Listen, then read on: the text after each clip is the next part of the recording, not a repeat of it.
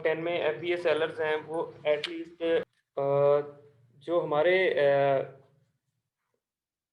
Top 10 में होंगे जब हम एक्सटेंशन चलाएंगे तो एफबीए सेलर्स मिनिमम जो टॉप 10 में हैं वो 5 होने चाहिए। और उसके बाद सीपीआर 8 डेज जो गिव अवेज हैं वो हम आज जो यूएसए के लिए हैं वो 350 ये 400 तक भी चल जाता है। वो एक्सेप्शंस आपको तो मैं ये चीज़ नहीं बता रहा, लेकिन एक्सेप्शंस हर कहीं हैं। अगर कोई 400 या 450 तक का है या उसका बजट ज़्यादा है और वो ज़्यादा गिव अवेज भी दे सकता है तो ठीक है, कोई मसला नहीं है, वेलकम। तो आपके क्लाइंट का जो बजट होगा वो ज़्यादा ही होगा, क्योंकि जो गोरे जितने मेरे पास जितने भी क्लाइंट आए हैं उनका बजट ह्यूज ही था। उन्हें कोई इशू नहीं था गिव अवे से, वो तो कहते थे एक जेनेरिक प्रोडक्ट उठाओ और उसे सेल करो और वो स्टेबल करो। लेकिन जब उन्हें बात ये सारी चीज़ें समझाई जाती थी कि ये बिल्कुल ऐसे वर्क नहीं करेगा, आपका सिर्फ बजट लगेगा, वहाँ पे ये चीज़ें हैं, वहाँ पे अमेज़न बैठा है, वहाँ पे ब्रांड डोमिनेंसी है, तो फिर उनके थोड़ा-सा अक्ल में बात आती थी, हाँ ठीक है, आप ठीक कह रहे हैं, आप फिर प्रोडक्ट फाइंड करें। जो मेरे फिर उनसे एक रिलेशन बन जाता है लॉन्ग टर्म का, फिर वो आपको नहीं छोड़ते। जब आप ये सारी चीज़ें उन्हें बताते हैं तो फिर उनको पता चलता है, उनको एक चीज़ क्लिक करती है कि ये बंदा सही कह रहा है, तो फिर आपके साथ लॉन्ग टर्म चलना है। तो आपने अपने क्लाइंट्स को ये चीज़ें सारी बतानी है कि और इससे बजट भी कैलकुलेट करके देना है। अगर आपने वो इतने गिव अवेज़ हैं, तो ये सारी चीज़ें आपने कैलकुलेट करनी है। वो बजट कैलकुलेट करना भी मैं आपको बताऊँगा सर, एक शीट में, कैसे आपने बजट कैलकुलेट करना है। उसके बाद जो है जो टॉप 10 के सेलर्स हैं, उनमें 1000 प्लस रिव्यूज़ नहीं होने चाहिए। कोशिश करें कि जो आप प्रोडक्ट फाइंड करें, उसमें 1000 प्लस रिव्यूज़ ना हों। ये मैं अपना क्राइटेरिया बता रहा हूँ, लेकिन आपके जो क्लाइंट के क्राइटेरिया वो मुख्तलिफ होगा। क्योंकि अगर 1000 प्लस रिव्यूज़ होंगे तो 2-3 के तो ये जो आपकी नीश है, तो वो सुपर कम्पेटिटिव हो जाएगी। तो सुपर कम्पेटिटिव नीश में जाने का मतलब यही होता है कि आपको बजट ज़्यादा चाहिए होता है, बजट ज़्यादा आपका लगता है, स्टेबल होने में आपका टाइम ज़्यादा लगता है। वो लक पे डिपेंड करता है, अगर आपका लक अच्छा है तो आप उसी वक़्त ट्रिगर करके आ जाते हैं फ्रंट पेज पे और फ्रंट टॉप 10 में, टॉप 5 में।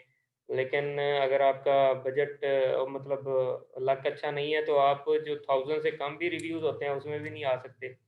ये सारी चीज़ें देखी जाती हैं उसमें। लेकिन ये क्राइटेरिया जो है इसको फ़ॉलो करके 75 प्लस चांस होते हैं कि हम वहाँ पे रैंक करके स्टेबल खड़े रहेंगे। क्योंकि 100% किसी भी बिज़नेस में कोई आप नहीं कह सकते कि 100% कोई भी बिज़नेस है जिसमें हम वर्क कर सकें, जिसमें हम प्रॉफ़िट आएगा ही आएगा। तो 100% वाली इसमें कोई बात नहीं है, कोई अगर कहता है तो वो झूठ बोलता है। फेलियर भी चांसेस हैं और इसमें सक्सेस भी चांसेस हैं। फेलियर इसमें 25% है, अगर आप हमारे क्राइटेरिया पे चलते हैं, तो सक्सेस रेट 75% है, जो अब तक है। और उसके बाद एक जो साइज़ स्टैंडर्ड वेट और साइज़ है हमारा, वो 2.5 केजी। अब ये जितना कम हो उतना बेहतर है, 2 से भी कम हो मैं तो कहता हूँ वो उतना ज़्यादा बेहतर है।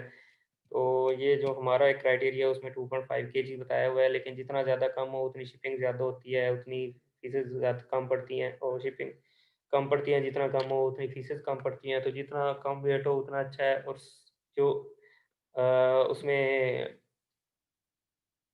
साइज़ है, वो डायमेंशन उसकी जितनी कम हो, वो उतना उसकी जो शिपिंग कॉस्ट है, उसकी जो अ, एफबीए फीसेस हैं, वो उतनी ज़्यादा कम पड़ती हैं। क्योंकि एक मेरे क्लाइंट का आया था ये एक्यूप्रेशर मैट, तो उसका वेट इतना ज़्यादा नहीं था जितनी उसकी वॉल्यूम था, मतलब जितनी उसकी डायमेंशन थी। तो ये वेट जो काउंट करते हैं जो शिपिंग वाले, ये एक डायमेंशन और उसके साथ जो वेट होता है ना आपके प्रोडक्ट का, उसको कैलकुलेट करने के बाद आपकी शिपिंग कॉस्ट को कैलकुलेट करते हैं। तो अगर आपका फ़र्ज़ करें प्रोडक्ट जो है वो 1 केजी है, लेकिन उसकी डायमेंशंस बहुत ज़्यादा हैं, तो वो आपका प्रोडक्ट जो है 4-5 केजी तक वो ऐसा काउंट करते हैं। तो उसने एक्यूप्रेशर मैट हमारा था तकरीबन 1.2 केजी का था, लेकिन जब उसने शिपिंग कॉस्ट हमें बताई तो वो उसने बताई 4 पॉइंट समथिंग थी। तो उस वक़्त फिर वो सारी चीज़ें उसी वक़्त ख़त्म हो गई, क्योंकि उसकी शिपिंग कॉस्ट इतनी पड़ रही थी कि हमारा प्रॉफ़िट मार्जिन भी वो नहीं मिल रहा था। तो वो फिर हमें प्रोडक्ट कैंसल करना पड़ा। तो इसलिए ये चीज़ें मैं बता रहा हूँ कि जो आपका वेट और डायमेंशंस होती हैं ना, ये आपकी जो एफबीए फीसेस होती हैं या आपकी जो वहाँ पे पिक शिपिंग फीसेस एफबीए की और यहाँ पे आपकी फ्राइट फॉरवर्ड की जो कॉस्ट होती है, ये सारी चीज़ें बहुत मीनिंग रखती हैं इस चीज़ में।